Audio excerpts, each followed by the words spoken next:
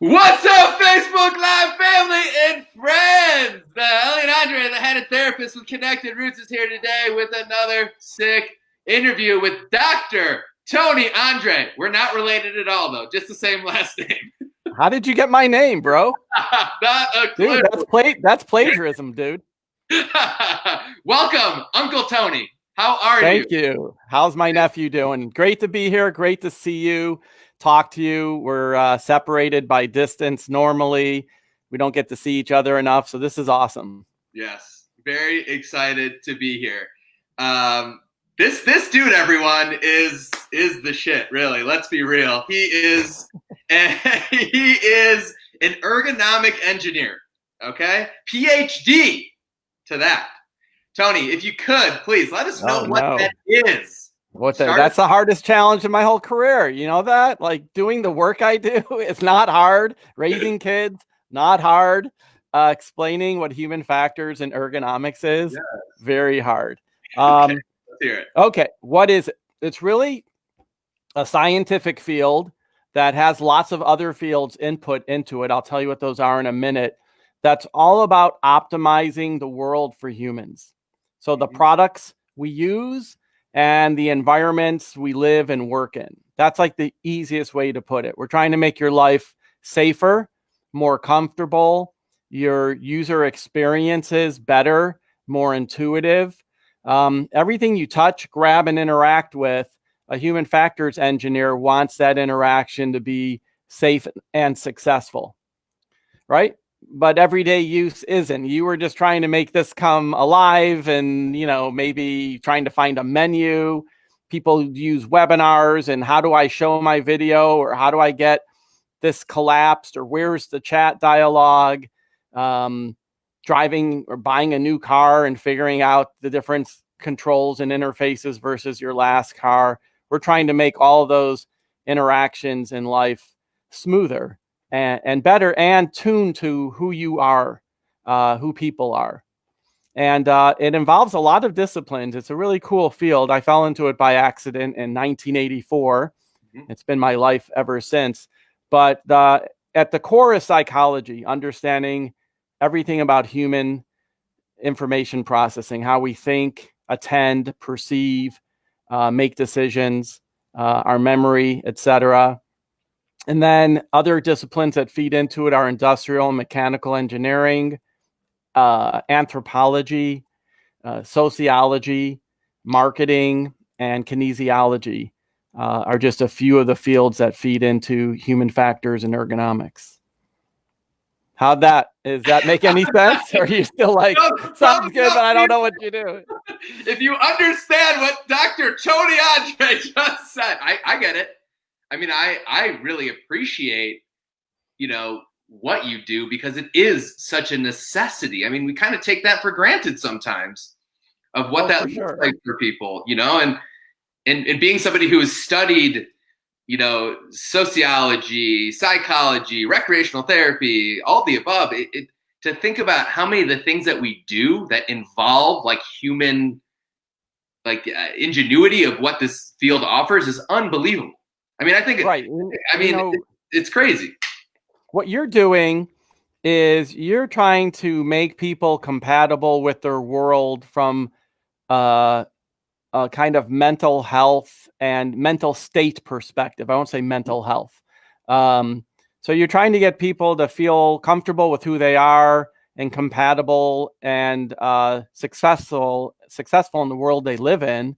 And I'm doing that in the more kind of artifactual sense, dealing with the objects and the environment that people interact with and navigate.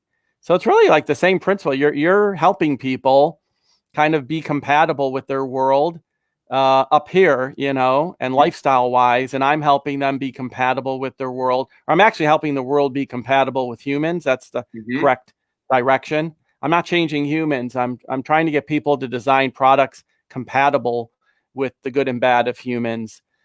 So it's kind of a common purpose, just addressing a different aspect of our life. Totally. How do you do that? How do you test that? How do you create the products? What does that look like? Because I've always wondered, when you're my uncle, I know what you kind of do, but I've never really understood, how you test that, how you make sure that this product is compatible, in terms of what Right. it looks like.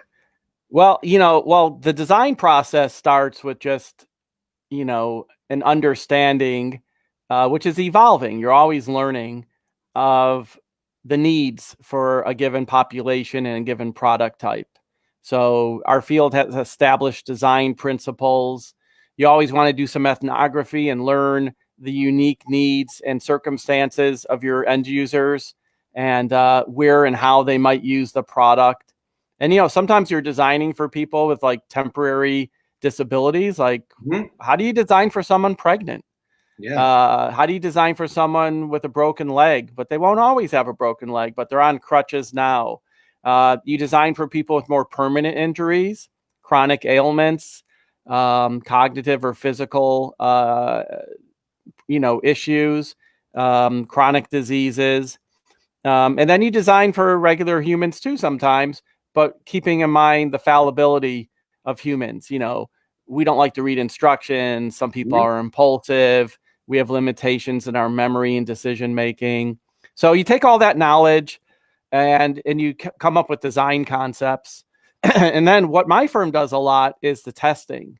Then what we do is we bring in real people, put them in very naturalistic settings and scenarios, and learn from how well or poorly they interact with the product. The key thing in my field is a commitment to collecting empirical data of how people interact and a willingness to iterate a design based on what you learn. That means literally everything you touch in this world needs to go through that process in my eyes. Yeah, everything's an interface. I mean, even the hats we're wearing, adjusting it I know. and or picking the right size or knowing a hat is large versus small. Have you ever bought a product and returned it because you didn't think through some dimension that's not evident in its design itself? Or we deal with instructions, packaging, signs, warnings. I mean, I've done projects like working in the space shuttle and in a 777 Boeing aircraft. I've done projects working on the design of a pencil and how that fits your hand and how you can grip it. And I've done projects just working on what a sign should say, 2 or 3 word sign. That is So everything's an interface in the world. And of course, software is an interface, using Facebook, using any app on your phone. Your remote control is an interface, both in terms of its shape and dimensions and the button layout and the feel of it. Sounds are interfaces. And now my field's really involved in the more environmental interfaces we have now, like a Google Home or an Alexa, a voice interface. How does it respond to you? What commands can you give it? Those are all choices designers make, how to produce vocal interfaces. And sometimes they make bad ones. So there's, the science behind, verbal or vocal interfaces. So yeah, it's fun because every product applies to our discipline. So the opportunities are pretty endless. That's cool. Yeah, I mean, and again, to think about that on the grand scheme of things, that you literally touch anything and everything that's tangible in an interface, right? I mean, it's just unbelievable. I mean, I never understood until what you've been telling me. So, it's such a cool field and it's such an interesting place to It's be. fun. I mean, a greatest example, I tell people this all the time, is I give a lecture on shower controls. And I have a collection of all the shower controls I've seen in hotels all over the world and how unintuitive they are and how, the typical outcome is you either freeze yourself or scold yourself in a hotel shower. And so, yeah, it applies to everything. And, I want to mention, especially given the title of our interview, is that there's kind of 2 parts to my field. So it gets even more complex. There's the part of the discipline, and we've talked about that probably more so far, that deals with what we call the usability of products and interfaces we encounter. And then there's a more biomechanical or physical part of my field. That's usually what people call the ergonomics part. And the former, the usability, is what people will call usability or human factors engineering. But the ergonomic side is dealing with our comfort, our postures, the safety, the well-being of interacting with products and with environments and work settings. And I do both. A lot of people are in one camp or the other, but I've always straddled both. Totally. Well, we were, before we got on camera, you were talking about, as the title states, death by webinar, on how you can really interact with your environment to make it more comfortable. So you showed me already, but can you show the audience like what you've come up with at your own home office about how to make a webinar more approachable? Right. Well, let's do this first. Okay. Let's talk about what's wrong with webinars and how they're hurting you and affecting your well-being. And then I'll end by showing some solutions. So, by the way, are you wearing that hat because you've been watching the series? I mean, it helps to see MJ and think about it, but it does. It was a good time, right? I haven't worn it in forever, but it's a good one. So yeah, let's really talk about how webinars are affecting us physically, mentally, emotionally, because that's really what it comes down to. That's why we're here today, to talk about it. So let's talk about it. First, this isn't anti-webinar. I mean, the technology I've embraced and actually worked for some of the early webinar companies that don't even exist anymore, whose technology are now in the vendors, whose names are popular. So I love the technology. I use it in my business. I've used it personally, and I appreciate the companies who make webinar technology. And in the context of COVID, saved us. Allowed schooling to continue and work to continue. And as we've even done, family social interaction to continue. So it's awesome. I mean, it's great that the world is now embracing it. I can see my mom, occasionally. Maybe small percentage I can get my mom into a webinar successfully, but that's cool. By the way, audience, I was able to do it. Elliot failed, just for the record. All right. But so here's what's happening. First, imagine, and this is like, man, I just talked to a client the other day. He was late getting on a Zoom because he said he had already done 8 that morning and it was only 11 o'clock in the morning. Okay. So we're on webinars all day. You're working from home. And if you were, in some big business, work for some large corporation, you're in a webinar meeting like every hour. Okay. So what's happening? Well, first, we're at home. Where do you think our best equipment, desk, monitor, computer is? It's back at the office for most people. It's not at home. At home is the kitchen chair, a stool, a glass table. Not, there's no adjustable keyboard. We have all our best facilities at work. So that's hurting us to begin with. Second, when you're in a webinar, what you're experiencing, which is very different from people who were working at home before COVID and just, had things to do, kept their days busy, very productive, is something called sustained attention, right? Because I have to listen to what you're saying. My daughter in school, really has to listen. They want their cameras on to prove the child's paying attention, right? So you're paying attention to something all day long, 8 hours in a row with very few natural breaks away from these. And when the mind has to sustain attention, it takes its toll. It fatigues the body and the mind, and it starts actually freezing your brain. What research has shown is it'll actually impact your decision-making, your creativity. It's like in weightlifting or in physical activity. If you sustain an anaerobic exercise, you build lactic acid, your muscles start to fail. You know what I'm saying? You can't sustain pressure and muscle activity. You cannot sustain attention and brain activity either. So it takes its toll on you and really diminishes your brain functioning and causes fatigue. Then the other thing happening is you are staring at a screen very close to you with what we call near focal vision, which means your lenses are rounded in your eye and you're looking at a 2-dimensional object really close to you for many hours at a time. So that causes visual fatigue, dry eyes, which actually can be a chronic problem and is not comfortable, but also can damage the muscles in your eye. And we'll talk about a solution for that in a minute. The other thing you're going to have is extensive back and neck problems from sitting, and as well as butt problems.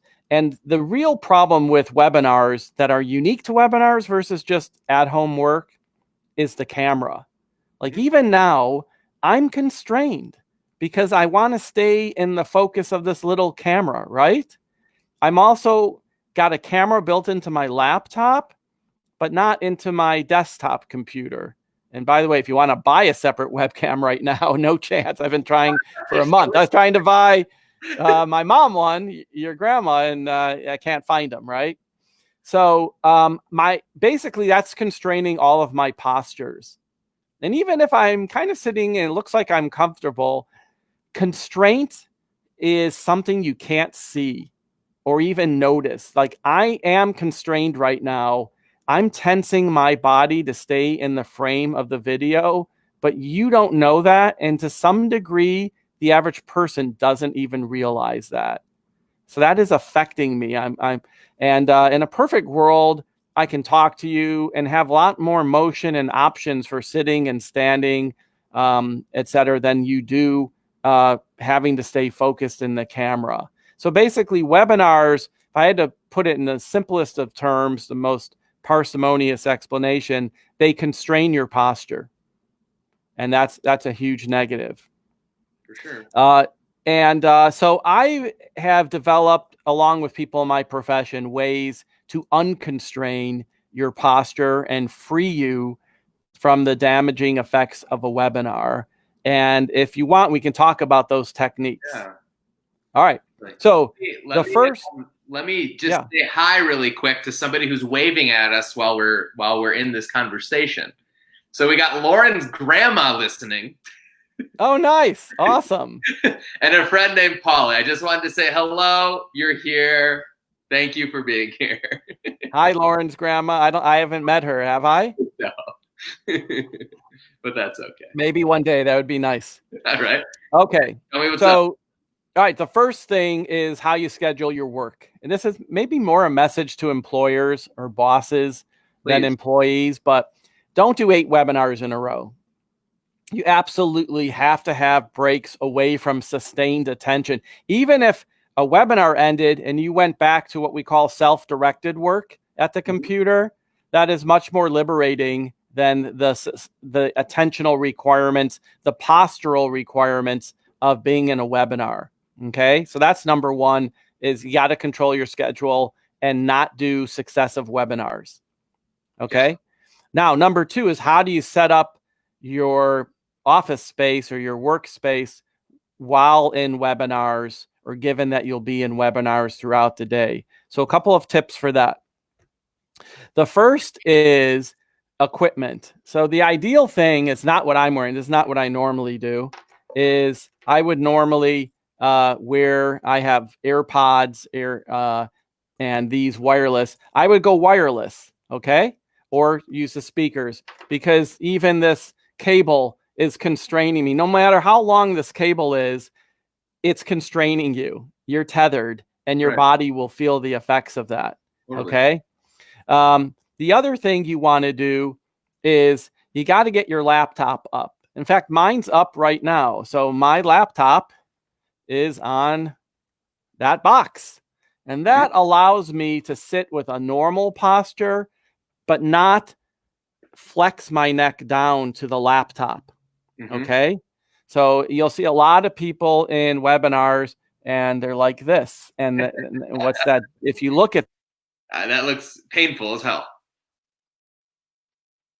Yeah, I don't even want to mess with that.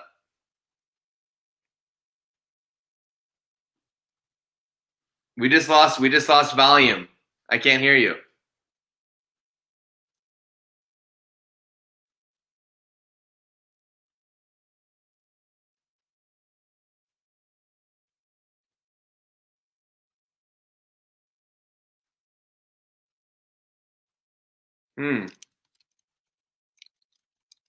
What just happened there?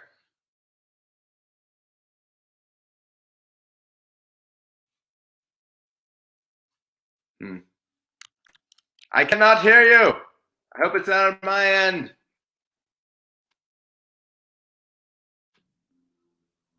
All right, let me exit out and then you can rejoin, okay? Really quickly. Okay.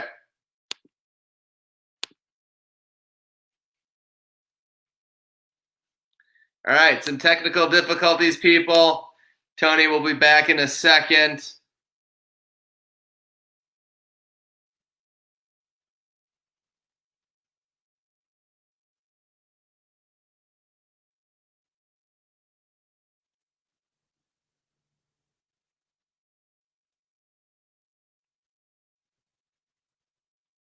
We got this. We got this. Stay with us.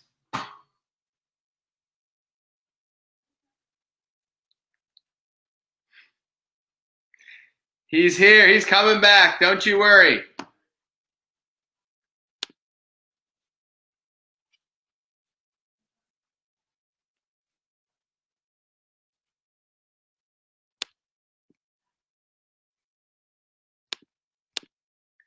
We got this. All's good.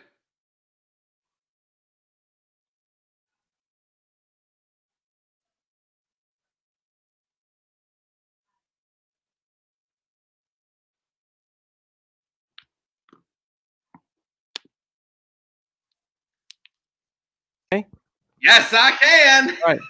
You know what? You're smart, Elliot, because I do these webinars, I do conferences and other things, and people do everything but the classic restart, and it works every time. In fact, during this conference I was just in, people would write in, I can't see the screen, I'm not seeing the slides. And we were like, get out of Zoom and get back in. Like, that is the classic. It works every time almost, right? Yeah. All right. So we saw your neck. Okay. That did not look Yeah. comfortable. So, yeah. So what I was talking about is the conundrum of laptops. So I'll state it as simply as possible. If you're using a laptop on a table, by definition, and the keyboard is at an appropriate height, just under your elbow, seated elbow height, then by definition, the monitor's too low because the monitor's attached to the keyboard. That's the difference between a laptop and a desktop. Mm-hmm. Now, if I raise the monitor to an appropriate height where my neck is not flexing, so when we talk about body parts, flexion is that, and extension is that. Mm-hmm. Okay. If I want to reduce neck flexion, bending of the spine, load on the neck, and I bring my monitor up, then I'm typing like this, right? Because my monitor's, right? You got it. So it's a trade-off. What do you do? The answer is simple. You always raise your monitor, bring it up to eye level, whether seated or we'll get to in a minute standing. And then you have to have a separate keyboard and mouse, Bluetooth or wired, at the table. So then you could work down here with your arms just below your seated elbow height and be in a posture that just lets you look comfortably straight ahead, maybe 5 degrees down. And so you can't do it with a laptop alone because it's two things you want to separate that are hinged. You got to bring the monitor here and leave the keyboard and mouse here. And that's why a lot of people are suffering. The other thing you want to do is, and this is for working at home, whether in webinars or not, but specifically or especially pertinent to webinars, you have to move between sitting and standing. You maybe have heard of the popular sit-stand stations. If I could do this at home today, I'd show you mine. I have a powered one with memory. I hit one button. It's in my standing position. And then what I'm doing is I'm standing with the keyboard at this height, and I'm looking like this, and I'm totally comfortable. But don't be confused or misled. You cannot stand for long periods of time without discomfort or even eventual injury. So then you move back to sitting. The key is to transition. I did a webinar conference this week, and I moved between standing and sitting every 20 minutes. And I used 3 different chairs just so my butt muscles would get activated differently, throughout the day. So let me show you some other things I do. Brilliant. So I'll try to do it by moving this laptop, but you'll have to talk to me and tell me if I have things in view. Absolutely. First, when sitting, let's see if I can do it like this. There we go. When sitting, you got to take care of your butt, right? The ass is where it's at. So I have a gel pad on my chair. I also have a nice gel lower back lumbar support. So sit in a comfortable chair and don't be afraid to add things to your chair to make it more comfortable. That's all wonderful. Right, now this is just a facsimile of my standing workstation. It's not my real one that I have set up at home. Let me do it like this. All right, now perfect. What I have, come on, Tony, you can figure out. All right, yes. So what I have is I have my laptop propped up so it's at uncomfortable eye height when I'm standing. Now we're going to get to that tray in a second. I then have a keyboard and mouse that's at my standing elbow height. Mm-hmm. Okay. Then here's the kicker. If you try to stand and do a standing workstation, your feet will get sore really fast. I'm sure. So there's two things people have to do that they normally wouldn't do in their home. The first is you have to wear gym shoes when standing and working. Your best, most supportive gym shoes. Okay. Second is you want to stand, if you can, on a gel mat or some type of mat, not a flat floor. So I have something called the butterfly mat. It's actually called that, and it's shaped that way. So pretty. And yeah, perfect. Were you able to see that? Yes. Uh-huh. All right, cool. So that gives me a lot of support under my feet, coupled with my gym shoes and ankle support. So it all starts with the feet. You got to have good foot support when you're standing. And you can't stand for too long. Unfortunately, people in retail, people that work cash registers, they have lots of health effects from standing all day. It's bad for your heart. It's bad for your cardiovascular system. It could thicken the jugular. It's actually not good for you. But in the context of work, it's awesome to transition to standing from sitting. Now, the last thing you might have noticed is I have a cheap, I think it was $14, Lazy Susan tray under my laptop. You might be like, what? Those are for cakes. What are you doing? Okay. So let me tell you, it's going to be hard to show you, but I'm going to just tell you what I do. When I transition to standing, I don't want to stand in one place either, just, because that's constraining your posture. So what I want to do is kind of the way I lecture. I want to be able to stand with heads free, not head. You have to always have your head, with wireless earbuds. Okay. Right. So I'm unconstrained. I don't have to go like this to listen to the speakers. I don't have to go like this to speak into a microphone. I'm standing, comfortable support, gel, sneakers. The monitor's up at my eye height. It's not right now, but it would be. The keyboard's at nice, just below elbow height. But I want to walk a little bit. So what I do is the Lazy Susan, as I walk, I just touch it and it follows me. And I go like that and it follows me. Because remember, I'm in a webinar. I have to watch my professor if I was a student, my colleagues if I'm working, my boss if he was talking. So I have to show attention and keep a central focus on the screen. But I want to walk around and get some motion. So that's how I do it. And that's what the Lazy Susan tray, I just bought it on Amazon for $14. Does for me.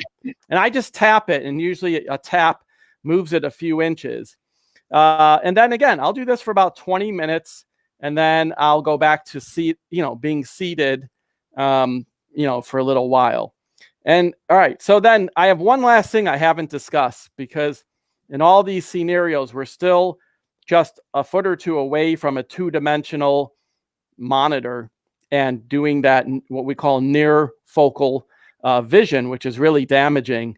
So the key to that, well, I'll tell you two keys. There's a classic rule in ergonomics, 20-20-20. Every 20 minutes, look at something 20 feet away for 20 seconds. and ideally something three-dimensional. So you don't want to look at a poster, right? It's two-dimensional, something that makes your eye see depth perception, uses different muscles and elements of your visual system to, deal with three-dimensional vision. But the best thing you can do is to go outside and do something that involves dynamic vision and tracking. What I have suggested to people, the very best thing you could do is throw a football, a frisbee, or a baseball. Because you throw it to somebody and you watch. Right now you're looking many feet away, so that's getting away from near vision. You're tracking, you're using the muscles of your eyes to track it. And as it comes towards you, you're doing the same thing. And you're also exercising three-dimensional vision. Wow. So it really exercises all elements of your visual system that are just getting stuck in one position when you're in a webinar, whether sitting or standing. So for kids, what we've been recommending is they play I Spy Out the Window. Yeah. So that gets them to look out in the real world. And in the real world, everything is three-dimensional. So you want to pick out objects that have curvature and three dimensions to them in the visual scene. So that's a great thing for parents to do with their kids if they're stuck, inside and laying in their bed, doing webinars all day because the school hasn't really figured out how they should be scheduling classes. I mean, that's the other problem with society is everyone went virtual, but you cannot replicate a school day in person with virtual. And that's the mistake schools did. But, I don't blame them. They had lack of information. So, by the way, I sat during the first part of this, and now I'm standing, just to mix it up. So totally. Well, so that's how to avoid death by webinar. Right. I love it. This has been such an informative conversation. I took all those tips with me, and I'm going to implement them in my day-to-day 1,000%. Awesome. So thank you. And I think all our viewers out there can understand how beneficial this conversation really is for their day-to-day life. Honestly, I mean, I hope so. It really working healthy, really, mental health, work health, lifestyle health, right? They all go together. I'm just so glad you do this. I appreciate you so much. You're a fantastic uncle. Thank you. You're a great nephew. I love you. And you're I just have to tell the audience, I only, got exposed to your webinars, your podcasts this year. I told you this personally. You are an unbelievable interviewer and interviewee personality. You were made for this. I wish you had done it, like 10 years ago.